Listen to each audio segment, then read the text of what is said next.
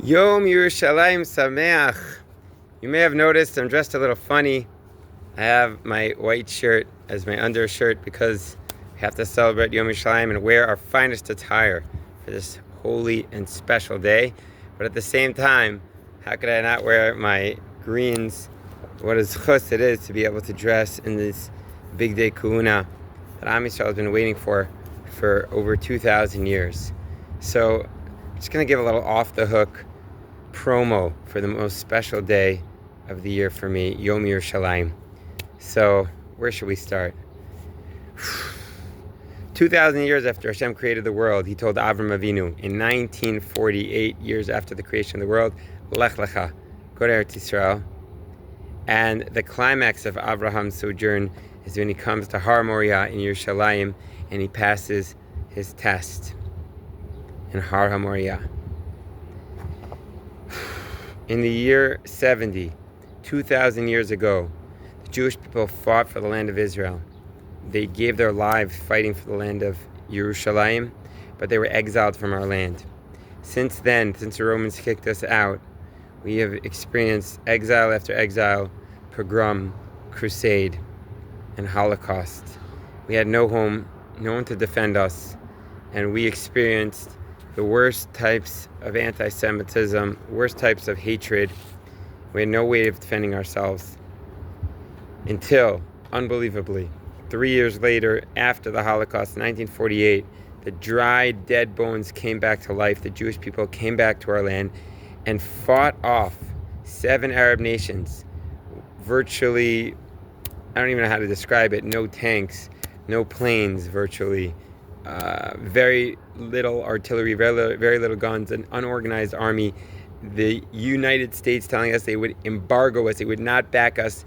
And David Ben-Gurion, with a spirit of Gevura, declared the state of Israel on May 14th, 1948. And somehow we overcome our enemies internally, externally, and we gained our own state here against all odds miraculously, but we still did not have Yerushalayim. We didn't have the Shomron, the biblical heartland. We did not have the Golan.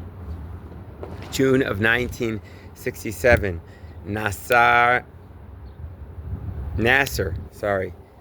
Gamal Abdul Nasser attacks the state of Israel, puts thousands of troops through the Sinai Peninsula, closes the Straits of Tehran.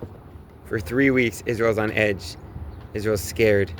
America once again warns Israel not to attack. Don't do it.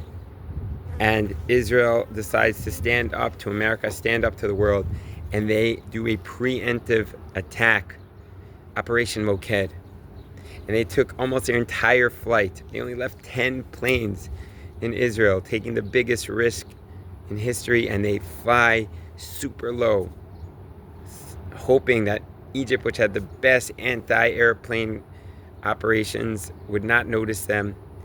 And miraculously, that night, the Egyptian army had stayed up late partying. And those who were left were flying, watching their Egyptian tanks in the Sinai Peninsula. And the commander had said, nobody shoot anything until I give them the okay, because they were themselves in air. And Israel is miraculously able to down dozens of Egyptian airplanes without anyone touching them. Jordan told them that the Israelis are coming, but they had switched the code word that morning, so they had no idea what the Jordanians were saying. And then even more miraculously, we come back, and this time the Egyptians know we're coming, and still only 1 Israeli airplane is downed, and we knocked down 300 Egyptian and Syrian airplanes without any rational explanation. We downed them all. It was the hand of God. God was in our midst.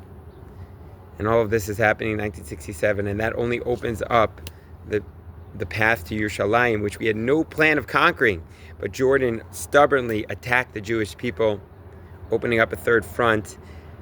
Moshe Dayan tried to convince Levi Eshkol not to attack, but luckily enough, Menachem Begin and the great rabbis of Shlomo Goren and many others press upon Levi Eshkol in the cabinet to not miss this historic opportunity.